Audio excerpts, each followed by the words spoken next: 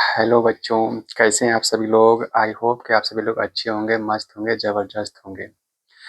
देखिए बच्चों, आज हम सभी लोग क्लास 10 के पोएट्री का पहला चैप्टर जिसका नाम है डस्ट ऑफ स्नो का अध्ययन करेंगे। यह क्लास 10 के बोर्ड एग्जाम के लिए वेरी वेरी इम्पोर्टेंट चैप्टर है और ये आपके पेपर में कई बार इससे क्वेश्चन पूछे भी गए हैं। तो चलिए इसमें आज हम सभी लोग सीखेंगे कि इस चैप्टर में आखिरकार है क्या। ठीक है, तो देखिए सबसे पहले आपके चैप्टर का नाम जान लेते हैं कि आपके चैप्टर का नाम क्या है। चैप्टर का नाम है दोस्तों डस्ट ऑफ स्नो। देखिए डस्ट का मतलब होता है धूल या कण, ऑफ का मतलब होता है के और स्नो का मतलब होता है बर्फ। यानी कि आप कह सकते हैं कि बर्फ का कण। ठीक है, क्योंकि डस्ट का मतलब होता है धूल या कण। तो आपके चैप्टर का नाम है बर्फ के कण, जिसके जिसके कवि हैं, ठीक है, जिसके पोएट हैं रॉबर्ट फ्रॉस्ट हैं। ठीक है, रॉबर्ट फ्रॉस्ट। रॉबर्ट फ्रॉस्ट इस चैप्टर में क्या बताए हैं इसको आज हम सभी लोग सीखेंगे। आखिरकार इस चैप्टर में है क्या। तो चलिए एक एक करके सीखते हैं और इस चैप्टर में क्या बताया गया रॉबर्ट फ्रॉस्ट जी के द्वारा और जानते हैं।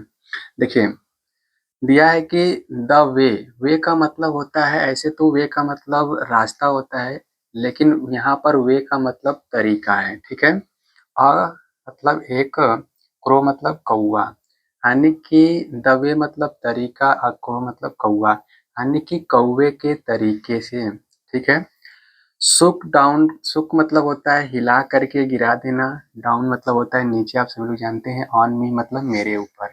यानी इस पैराग्राफ में कवि कह रहे हैं, ठीक है, इस स्टेंजा में कवि ये कह रहे हैं कि एक कौवे के तरीके से या फिर एक कौवे के द्वारा सुक डाउन ऑन मी, मेरे ऊपर गिरा दिया जाता है द डस्ट ऑफ स्नो, यानी कि स्नो का मतलब होता है, अभी बताएं, स्नो का मतलब होता है बर्फ, यानी कि बर्फ के कण। ठीक है, फ्रॉम मतलब से, हेमलॉक ट्री यानी हेमलॉक ट्री से। ठीक है, तो एक कौवे के द्वारा या एक कौवे के तरीके से हेमलॉक ट्री से बर्फ का कण मेरे ऊपर गिरा दिया जाता है। ठीक है, यानी कि इस चैप्टर में जो कवि हैं किसी कारणवश दुखी हैं और ये दुखी होकर के एक हेमलॉक ट्री के नीचे जा कर के बैठ जाते हैं। ठीक है, और जैसे ही बैठते हैं उस पर से कौवा उड़ता है, और जैसे ही कौवा उड़ता है तो उस पेड़ के ऊपर से बर्फ का कण कवि के ऊपर गिर जाता है।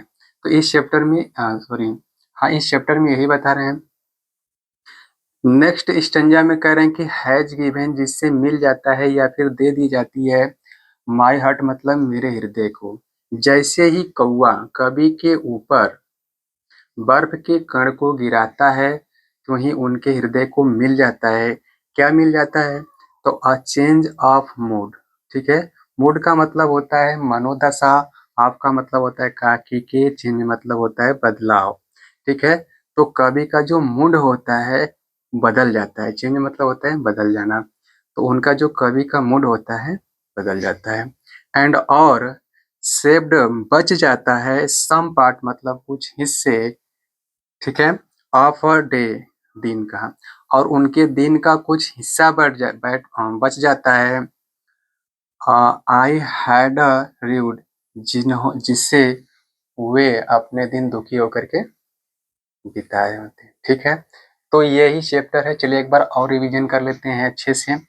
देखिए द वे मतलब तरीका, क्रो मतलब कौवे, यानी कौवे के तरीके से सुक डाउन ऑन मी, मेरे ऊपर गिरा दिया जाता है। द डस्ट ऑफ स्नो मतलब होता है बर्फ के कण को। ठीक है, फ्रॉम द हेमलॉक ट्री मतलब होता है धतूरे के पेड़ से। तो एक कौवे के तरीके द्वारा धतूरे के पेड़ से बर्फ का कण मेरे ऊपर क्या होता है, गिरा दिया जाता है। जिससे हैज गिवन माई हार्ट, जिससे मेरे हृदय को मिल जाता है चेंज ऑफ मूड। ठीक है, चेंज ऑफ मूड का मतलब होता है मनोदशा के बदलाव, यानी जो मन होता है बदल जाता है। And saved some part of a day, और दिन का कुछ हिस्सा बच जाता है। आई हैड रीड, जिससे उन्होंने यानी कि रॉबर्ट फ्रॉस्ट जी ने दुखी होकर के बिताते हैं। तो इस चैप्टर में यही है कि कवि जो हैं किसी कारणवश दुखी रहते हैं और पेड़ के नीचे जाकर के बैठ जाते हैं। वो पेड़ का नाम क्या है? तो हेमलॉक ट्री है और उनके ऊपर जैसे ही कौवा उड़ता है तो बर्फ का कण गिर जाता है और जैसे ही गिरता है तो उनके उनके जो मूड होता है, मनोदशा होता है, चेंज हो जाता है, मतलब बदल जाता है और उनके जो दिन के हिस्से होते हैं जिसे वो दुखी होकर के बिता रहे होते हैं, जैसे ही बदल जाता है वो बच जाता है। ठीक है, तो इस चैप्टर में बस यही है। तो नेक्स्ट नेक्स्ट वीडियो में हम सभी लोग मिलेंगे इसके सेंट्रल आइडिया के साथ। तो